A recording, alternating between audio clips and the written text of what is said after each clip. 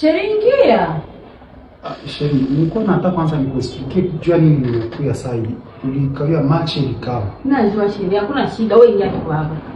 Match ilikao kisha tena wakaenda kumita, wakamaliza mita, wakaenda kwa prolongation, wakaenda kwa penalty. Kisha mapenalty zikaisha, wakaenda tena tukaanza sasa celebrate, tuna tena ma celebration kisi zinakawaka. Tena maana ilikuwa Coupe du Monde. Ndio maana. Ingia Sheri, leo siku gani? Leo siku gani? Leo tuko leo ni jeudi. Match ilikuwa siku gani? Match ilikuwa mardi.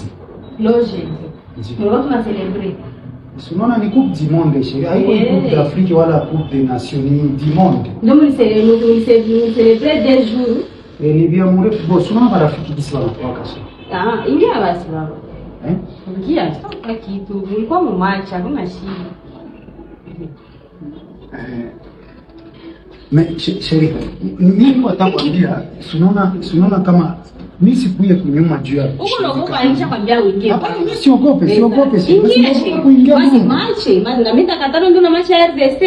Unaona unapenda machi ya RDC. Hapana pale RDC sasa. Maana tulikuwa tu celebration. Ni juu tu na sikupendaka tuende limoya. Nikakia sababu kukuita nikwambie kwenye mimi na Mungu afuatia machi njoo maana, lakini na mimi sikupenda hata nilale kule.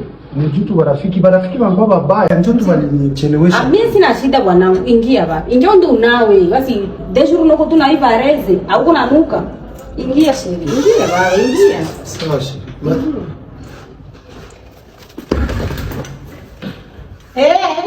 Unakimbia Thompson, ndakubana tu.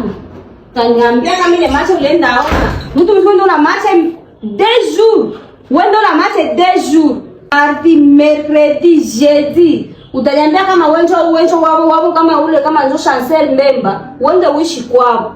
Kuna kuonesha utanisikia.